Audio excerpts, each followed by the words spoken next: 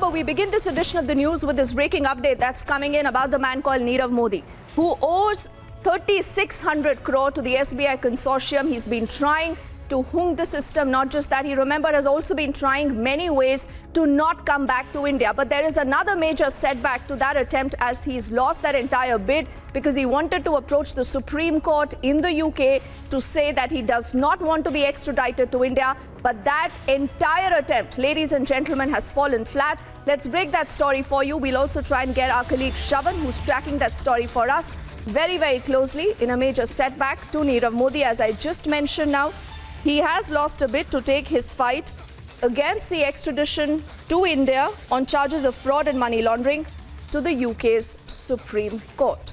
This clearly means his options now are running out. What happens next? We'll try and see if we can get Shravan with us to help you understand what really will the agencies do next, considering, remember, that the lower court that he had approached had made it very, very clear that no matter what, he has to be extradited back to the country. Both the CBI and the Enforcement Directorate, who have filed a solid case vis-a-vis the prosecution here, were vindicated. Shravan is joining us on the phone line for more details on this story. Now, Shravan, what happens next? Nirav Modi cannot move the Supreme Court against extradition. Can he still do anything else to, hoodwink the system here? Or you believe that this is the end of road for him?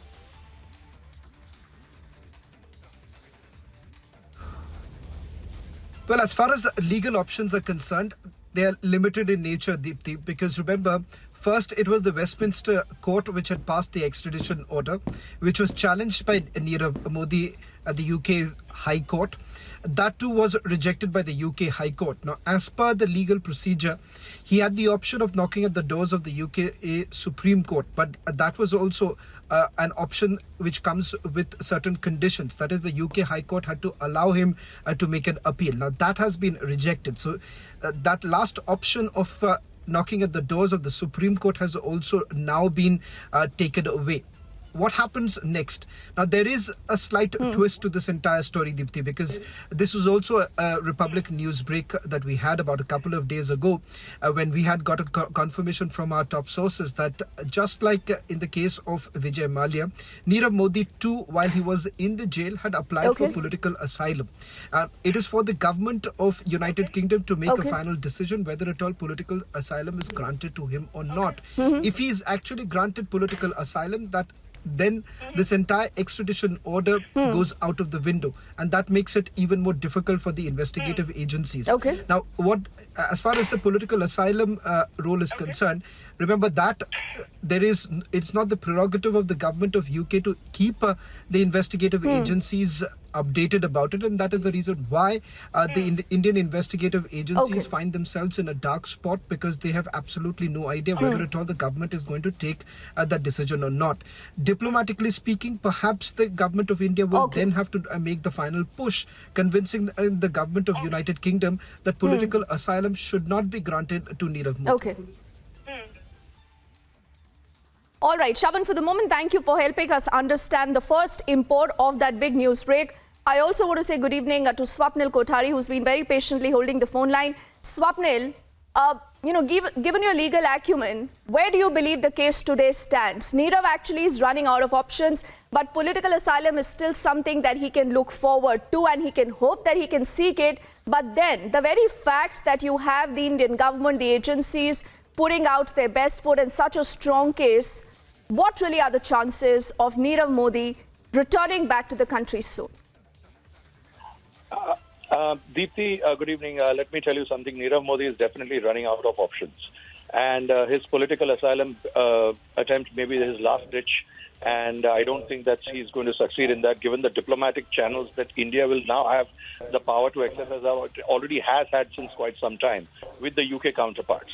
So obviously, the diplomatic channels will have to now work to ensure that he is absolutely taken out of the proportion, and he is returned and he's shunted back to India. simply because he doesn't deserve a political asylum there. He's committed a lot of frauds here.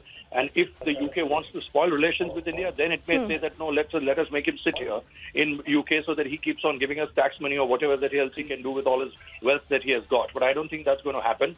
India is too powerful now. And as far as the judicial aspects are concerned, I think, he's obviously running out. Legally, there has no defense left, anything which is tenable at all. So I don't see this going anyways legally at all for him. Politically, his last ditch attempt will also fail. I am certain about it because you need to have some case to make out for a political asylum. You're a man in jail. Now imagine if the UK wants to give him political asylum. What is it trying to convey? That all the people who are jailed and who are fraudsters who have escaped from other countries, other Commonwealth countries, let me be more precise, can find a safe haven here. I don't think the United Kingdom needs to convey that message or wants to convey that message given the economic doldrums that it is in at the moment, and it will need the global help from the global community and more so from India. Okay. All right, Swapnil, as always, it's a pleasure speaking to you. We'll track that story and see what really happens. But the one thing that comes out very, very clear, Nirav Modi is running out of options.